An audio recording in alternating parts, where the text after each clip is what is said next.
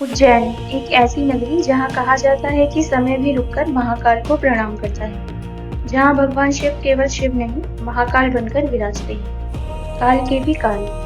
लेकिन आखिर क्यों महाकालेश्वर एक ही एकमात्र ज्योतिर्लिंग है जो दक्षिण मुखी है? क्यों यहाँ भस्म से आरती होती है? और कैसे एक 5 वर्ष के बालक की भक्ति ने स्वयं शिव को पृथ्वी पर आने के लिए मजबूर कर दिया?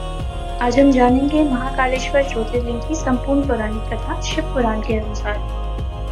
प्राचीन काल में उज्जैन को अवंतिका नगरी कहा जाता था। यह 7 मोक्षदायिनी नगरियों में से एक है। कहा जाता है कि यहाँ स्वयं काल की शक्ति विद्यमान है और इसी नगरी में विराजते हैं महाकालेश्वर, समय और मृत्यु के स्वामी। शिव पुराण के अनुसार उज्जैन में एक महान शिव भक्त राजा राज करते थे, राजा चंद्रसेन। वह हर समय शिव भक्ति में लीन रहते थे। उसी समय उज्जैन में एक 5 वर्ष का बालक था, श्रीकर। जब उसने राजा को शिव पूजा करते देखा तो वह भी शिव का भक्त बन गया।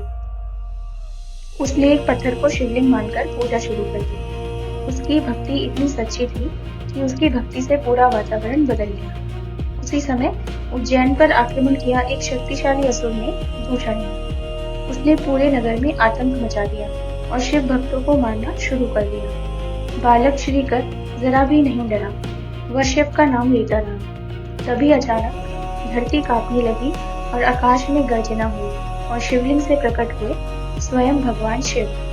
लेकिन इस बार वह शिव नहीं, महाकाल थे। उनका रूप इतना भयंकर था कि असुर दूषण कांप उठा और महाकाल ने एक ही क्षण में उसका अंत कर दिया। असुर का अंत करने के बाद सभी भक्तों ने प्रार्थना की, हे प्रभु, आप यहीं विराजिए और हमारी रक्षा कीजिए।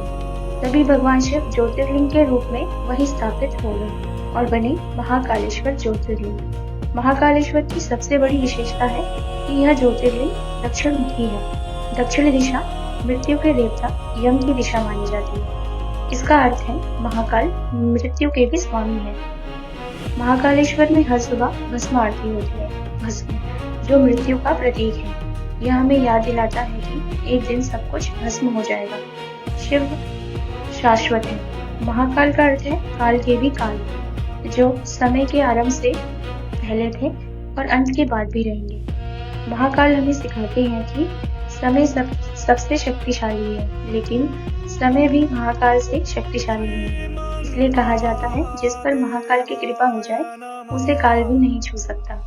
अगर आप भी महाकाल के सच्चे भक्त हैं तो कमेंट में लिखिए जय महाकाल और सब्सक्राइब करें ऐसे ही पौराणिक कथाओं के लिए। हर हर महादेव।